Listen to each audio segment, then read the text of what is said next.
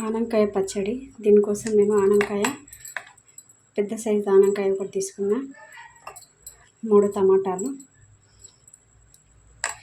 4 చిన్న సైజు మెంతెం కూర కట్టలు, దీనికి సరిపడా పచ్చిమిర్చి. ఇంతే. ఇవి మంచిగా నూనెలో ఫ్రై చేసుకొని జీలకర్ర ఎల్లిగడ్డ వేసేసి మిక్సీ పట్టేసుకుందాం. దీంట్లో కొంచెం పసుపు, ఆయిల్ పోసుకొని దీన్ని మంచిగా మగ్గియాలి నూనెలో. పొయ్యి స్టార్ట్ చేసి పొయ్యి మీద పెడతాను.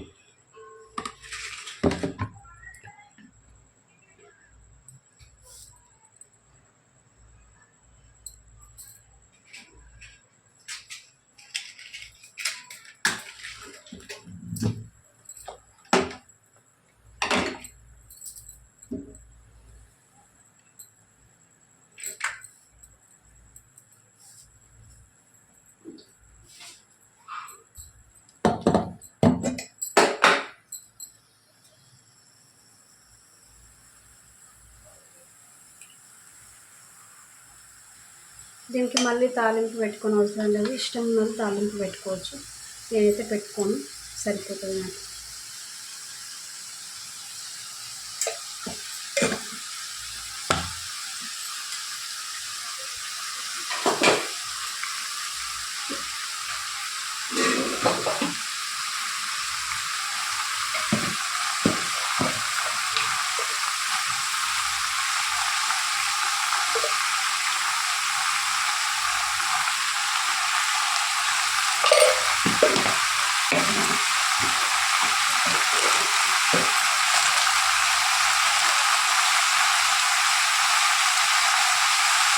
ఇంకా జీలకర్ర,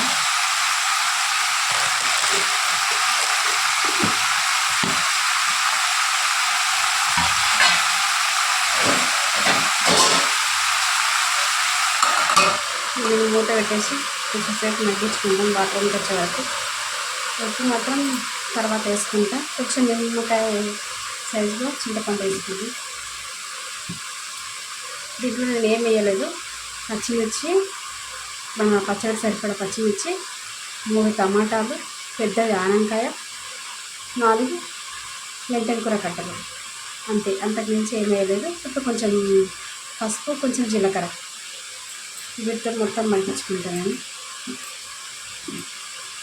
ఏం కూరగాయలు లేవు అనే టైంలో ఒక పూట కరెక్ట్గా ఈ చట్నీతో సరిపెట్టుకోవచ్చు.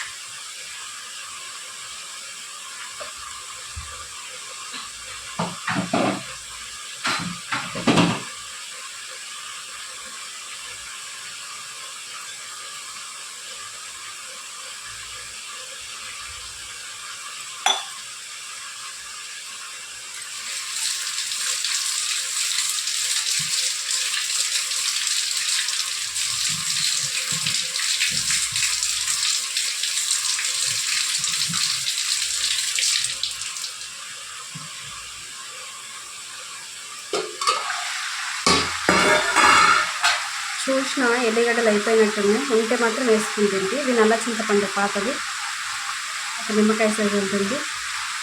మీరు కొత్తది ఉన్నా సరే వేసుకోవచ్చు. ఇది బాగా పుల్లగా ఉంటుంది. ఇది ఇప్పుడు ఇది అంటే మైగ్రేన్ అట్లాంటి తలనొప్పులు ఉన్న వాళ్ళకైతే ఈ చింతపండు కరెక్ట్ ఉంటుంది. కొత్త చింతపండు కాదు, నల్లది పాత చింతపండు, పోయిన సంవత్సరం.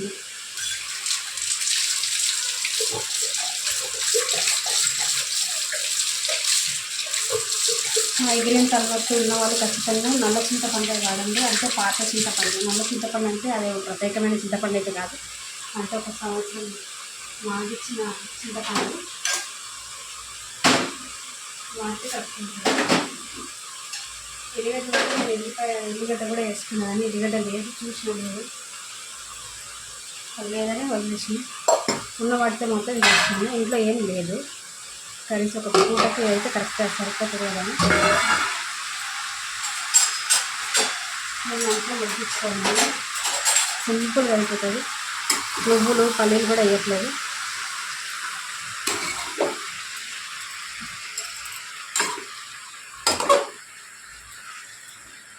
నేను మంచిగా కలిపేస్తాను ఒకసారి.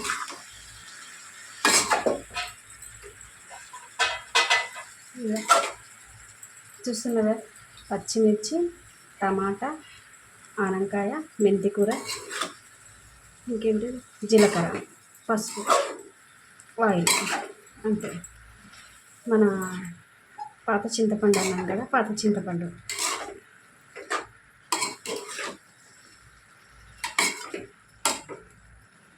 బాగా ఎక్కువ పుల్ల కూడా ఉండదు, అట్లా చాలా తక్కువ ఉంటుంది. మనకి ఇంట్లో ఏం లేవన్నప్పుడు ఇట్లా సింపుల్గా చేసుకోవచ్చు. ఇది పచ్చళ్ళు అంటే వేడివేడిగా అన్నంతో తినేస్తారు కదా, అందుకే పచ్చడి. అప్పుడప్పుడు నేను రైస్ కడిగేసుకుంటా, కొంచెం ఏం మగ్గాలి.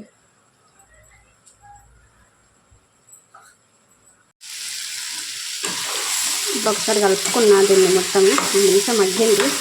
ఇంకొంచెం ఒక 2 minutes ఇట్లా మగ్గిద్దాం. కొంచెం మగ్గితే చింతపండు వేసిన కదా అక్కడక్కడ అంటుకుంటుంది.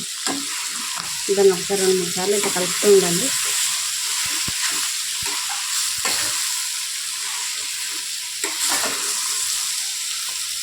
ఇట్లా ఇంకొంచెం మగ్గితే సరిపోతుంది.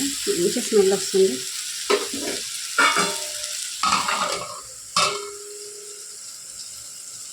పొయ్యి కొంచెం చిన్నగా పెట్టుకుందాం, పెద్దగా అయిపోయింది.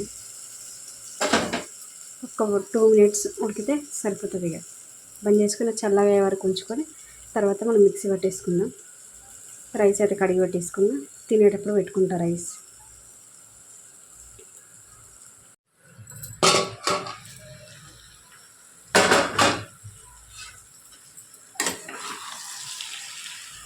బాగా మంచిగా మగ్గిపోయింది కదా, దీన్ని బంద్ చేసుకుందాం. మనం పొయ్యి బంద్ చేసేసి దీన్ని చల్లగా చేసుకోవాలి. చల్లగైన తర్వాత మిక్సీ పట్టేసుకుందాం.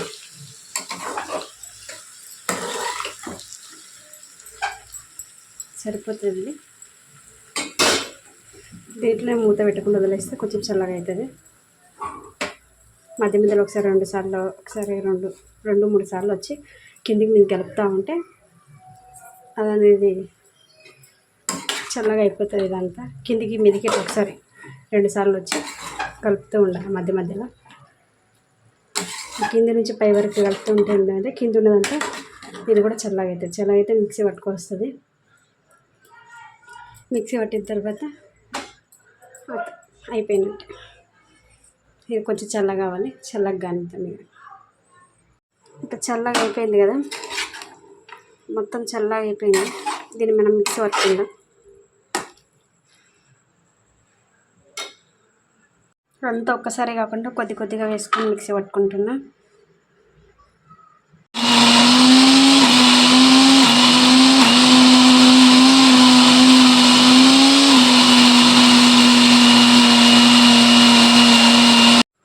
అంటే సగం అక్కడ పెట్టుకొని సగం మాత్రమే మిక్సీ పట్టింది కదా, దీనికి నాకు 1 స్పూన్, ఈ డబ్బాలో ఉన్న స్పూన్తో 1 స్పూన్ నాకు ఉప్పు పట్టింది.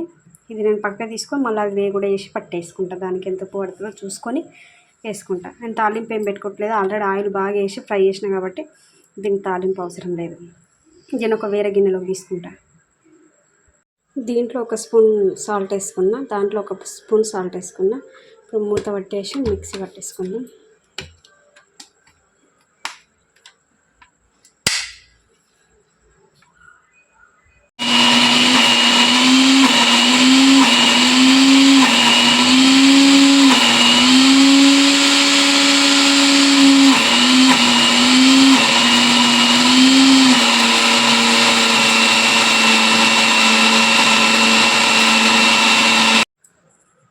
చపాతీల్లోకి, రైస్లోకి, ఇంకా ఇడ్లీ దోశల్లోకి కూడా మంచిగా ఉంటుంది.